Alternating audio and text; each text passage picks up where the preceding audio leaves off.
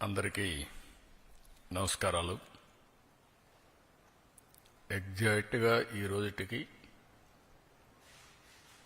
NDA నూతన ప్రభుత్వం వచ్చి 1 సంవత్సరం అవుతుంది.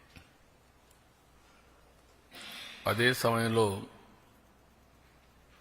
ఇచ్చిన హామీలు ఆ రోజు ఎన్నికల మేనిఫెస్టోలోని చాలా స్పష్టంగా, మేనిఫెస్టోని కాకుండా ప్రచారంలో కూడా చాలా స్పష్టంగా చెప్పాను. అభివృద్ధి, సంక్షేమం, ఎన్డీఏకి 2 కళ్ళు, ఈ 2 కూడా సమాంతరంగా ప్యారలల్గా ముందుకు తీసుకెళ్తామని చాలా స్పష్టంగా హామీ ఇచ్చాం.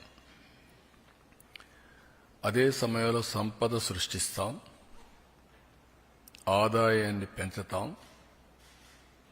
పెంచిన ఆదాయాన్ని అభివృద్ధికి, సంక్షేమానికి రెంటికి బ్యాలెన్స్ చేసుకుంటూ ఎక్కడ కూడా ఎలాంటి ఇబ్బంది లేకుండా ఈ కార్యక్రమాలు ముందుకు తీసుకుపోతామని చెప్పాం. అయితే రాష్ట్రంలో ఆర్థిక పరిస్థితులు చూసిన తర్వాత చాలామంది నాకు ఎన్నికల ముందు అడిగారు, మీరు వస్తే మీరు కనీసం ఈ రాష్ట్రాన్ని మళ్ళీ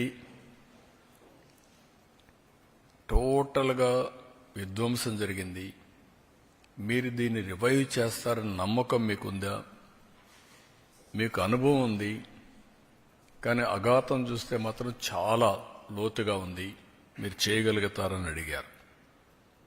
నాకు వేరే ఆప్షన్ లేదు. ఇన్ని సంవత్సరాలు ప్రజలు ఆదరించారు, ఆశీర్వదించారు. కష్టాలకు వచ్చినప్పుడు కాడుపడేయడమో పారిపోవడం కరెక్ట్ కాదు. ఎంత కష్టమైనా చేస్తామనే విధంగా ఆ రోజు చెప్పాను, ఆ డైరెక్షన్లో ముందుకు పోయాను. మేము ఆ రోజు సూపర్ 6 చెప్పాం.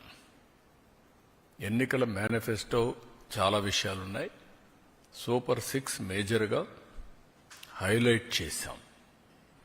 ఆ సూపర్ 6లో అతి కీలకం తల్లికి వందనం.